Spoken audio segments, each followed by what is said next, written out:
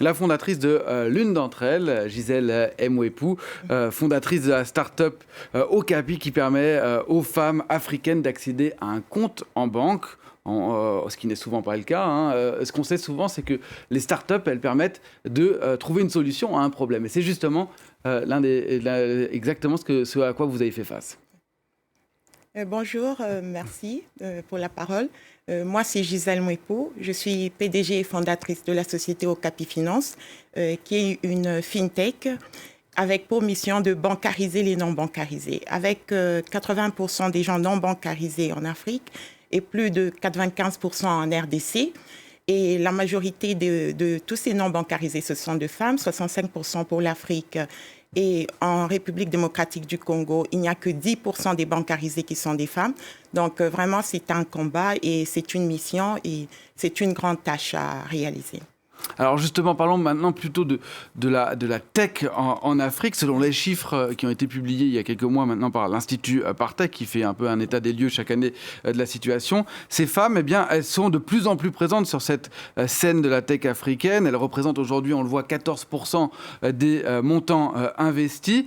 Est-ce que c'est plus difficile aujourd'hui d'être une femme entrepreneuse en Afrique et en RDC en particulier qu'en Europe ou aux États-Unis ?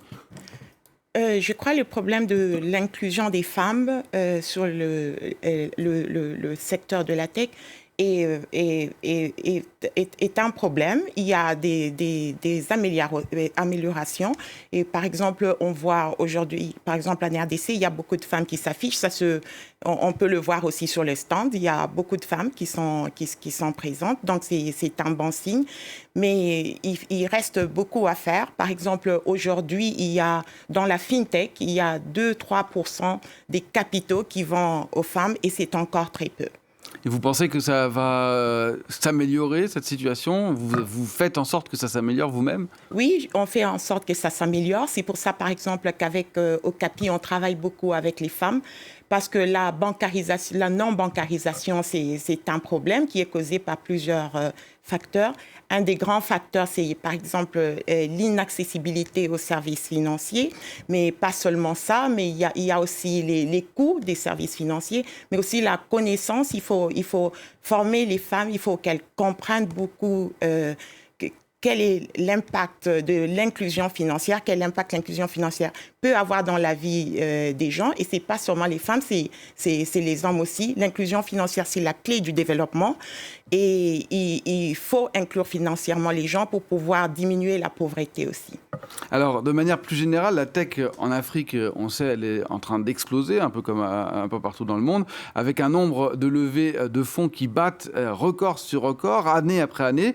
Mais on reste quand même très loin de ce qui se pratique aux États-Unis ou en Europe, avec des milliards de dollars investis, alors des dizaines de milliards de dollars investis, alors qu'on est à 1 milliard en Afrique. On sait qu'en France, le président Emmanuel Macron, il voit une opportunité. Il avait annoncé il y a 2 ans vouloir injecter 2,5 milliards d'euros dans la tech africaine d'ici 2022. Mercredi, lors de son passage ici à Paris à Vivatech, il a encore évoqué l'Afrique. On l'écoute. Pour moi, depuis le début, la tech africaine est un formidable levier. D'abord, ça fait partie des objectifs que nous avons en termes de coopération avec beaucoup de pays. Je vous rappelle qu'à ce salon Vivatech, il y a 3 ans, Paul Kagame était avec moi et on a lancé Digital Africa qui a eu une période difficile mais qui est en train de repartir très fort, auquel je crois beaucoup, et qui est à la fois un levier d'investissement pour les entrepreneurs, les investisseurs européens vers leurs collègues africains, et qui doit être aussi une plateforme d'échange entre entrepreneurs africains eux-mêmes. Alors cette plateforme d'échange évoquée par Emmanuel Macron à Vivatech, vous attendez personnellement quelque chose de la France et de Vivatech en particulier, notamment pour vos financements ? Oui, il y a deux choses que j'attends de Vivatech. Un, c'est d'abord les partenariats, parce que c'est important d'avoir des partenaires pour pouvoir évoluer comme entrepreneur. Et la deuxième chose, c'est au fait les financements, parce qu'aujourd'hui, si on regarde au niveau de l'Afrique, il y a le financement privé est de 1,4 milliard. Et pour la RDC, c'est juste 4,6 millions, ce qui est encore très peu. Et donc, on attend beaucoup de la France, de l'Europe et du monde entier, qui devrait se focaliser sur ce continent qui est l'Afrique, avec des pays comme le Congo, presque 100 millions d'habitants. C'est des grands marchés. Le marché européen est saturé.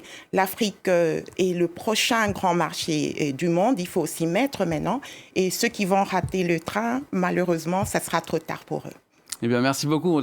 Cet appel à investir en Afrique est bien entendu. Merci beaucoup, Gisèle Mouepou, d'avoir répondu à ces questions. Merci. Merci à vous deux. C'était l'Info Écho dans Paris